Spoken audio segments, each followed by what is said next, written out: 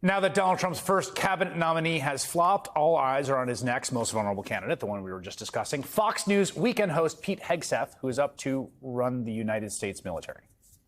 Like former Congressman Matt Gaetz, Hegseth faces a serious accusation of sexual misconduct.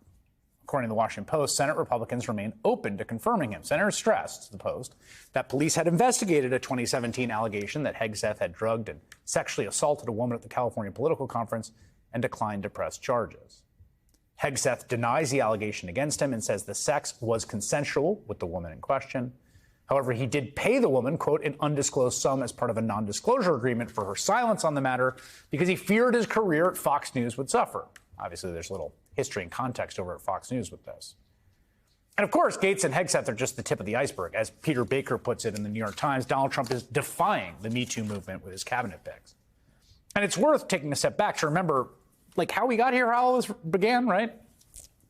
From the moment that he descended the golden escalator at Trump Tower to announce his bid for office, Donald Trump set off a series of earthquakes and reactions in American society. And one of the biggest, the most seismic disruptions he helped to usher in was a new era of rage and accountability around sexual abuse.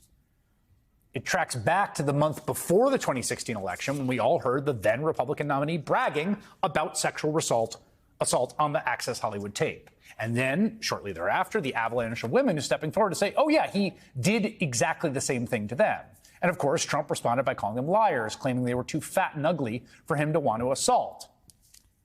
And despite all that, he then beat the first woman presidential nominee of a major party. And millions expressed their fury taking the streets in women's marches across the country the day after the inauguration. And within months, we were in the throes of the Me Too movement as women stood up and spoke out about sexual abuse in all different parts of society. It was, I mean, we were all there, right? You remember? It was enormous change. The fact is that sexual harassment and sexual abuse, sexual assault were essentially open secrets, just known and tolerated across every institution in American life for a very long time. We live with a culture and sometimes even explicit conspiracy of silence that basically brushed it off and looked the other way. And then this moment came, this seismic moment when women, not just women, men too, said enough. So now 7 years later, Donald Trump is about to return to office. He's going to sweep back into the White House with a movement set on erasing that progress. Trump and his allies want to create a society ordered around the opposite of Me Too.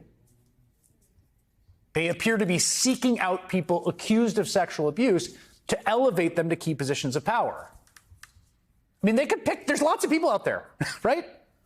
Look who he has chosen for top jobs in addition to Matt Gaetz and Pete Hegseth. There's, of course, Elon Musk, the co-president, the subject of a sexual harassment lawsuit from 8 former SpaceX employees who say he made sexually inappropriate comments and created a hostile work environment.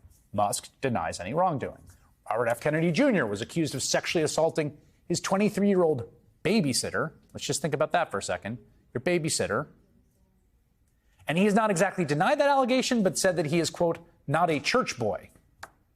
And of course, at the top of it all, the top of the pyramid is the man accused of sexual misconduct by more than 24 women, which he denies, but also found liable by a jury of his peers after a trial for sexually abusing and subsequently defaming a woman who says he raped her in a department store dressing room. Trump claims that is a, quote, made-up, fabricated story. It seems like the goal of the new Trump administration is to put as many men as possible in positions of power who have been accused and investigated, even admitted to sexual misconduct.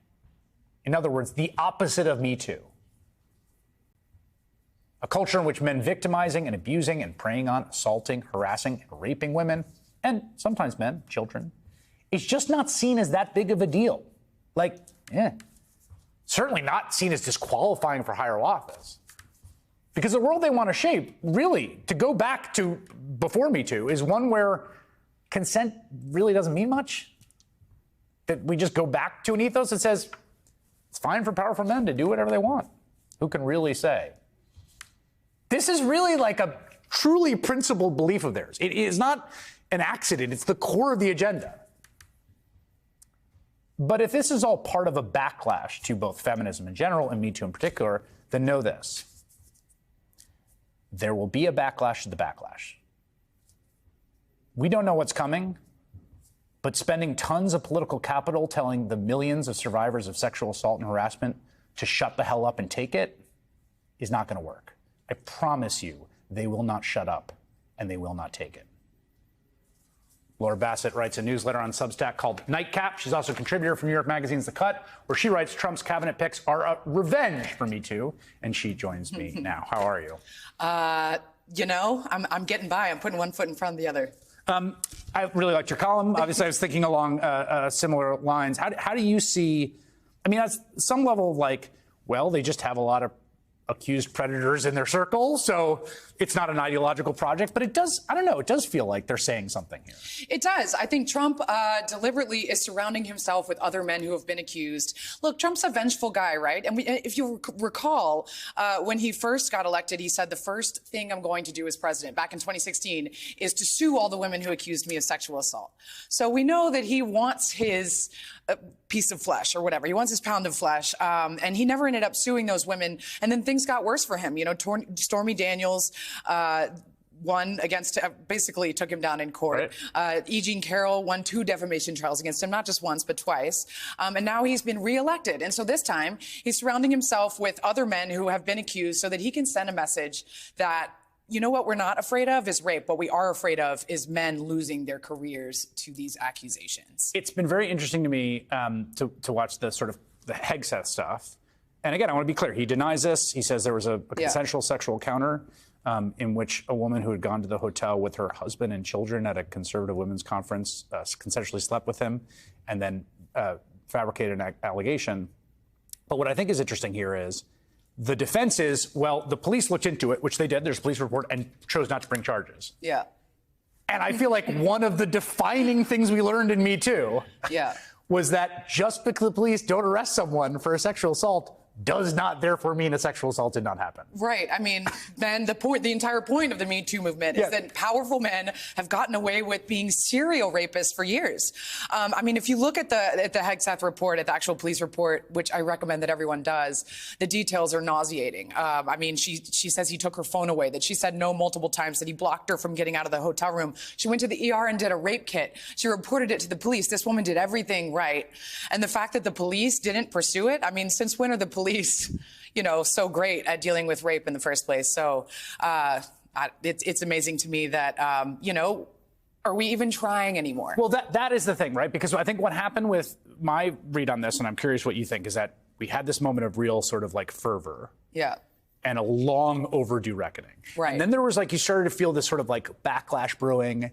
And I don't want to minimize, like there are tough calls and areas of real nuance about accountability, redemption, also like how you do actually get to the bottom of difficult, factual, contested questions that aren't a trial. Like there are real, actual nuanced things. Then that became like the full backlash. Right. Which is just like what we're seeing here. Exactly. I think part of the problem was that the mantra sort of believe women, which is sort of trying to correct from women never being believed, was turned into believe all women, which conservatives took to mean that a woman can just open her mouth and say anything, and we automatically believe her. And that was never what the Me Too movement was seeking, and that's never what progressives were saying.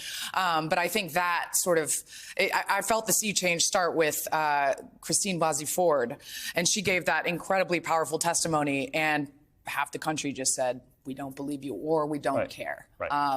And you know, now we have little boys chanting at girls in classrooms, your body, my choice.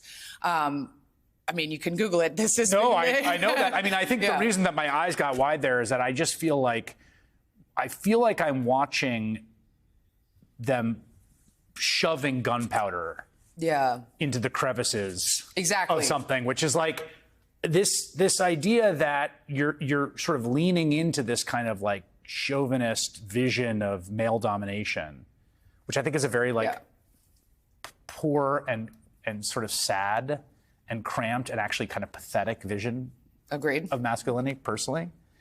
But the idea that you're just going to do that and like there's not going to be a response to it, like I just feel like if you didn't like the first Me Too fervor, I don't think you're doing a great job right now of avoiding something like that. Exactly.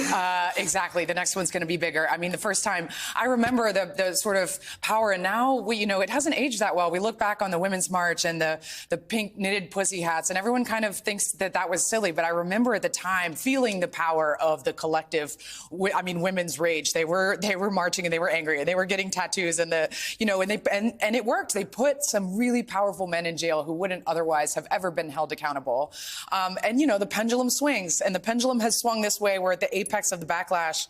And when it swings the other way, it's going to be so much worse for these men and for the women who enable them. Do you think it matters?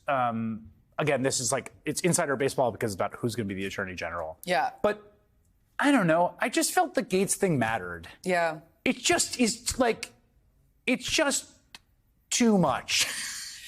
You think it was a good sign that he had to pull out? Yeah, I think it's for complicated reasons. He's loathed by fellow Republicans, whatever. But I think I think it was important that he didn't.